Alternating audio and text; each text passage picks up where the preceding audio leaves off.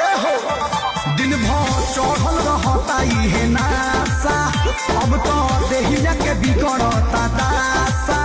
सुनो दुइये मिनट के मिलन हानि हो गइल, तो छुके छोड़ देला,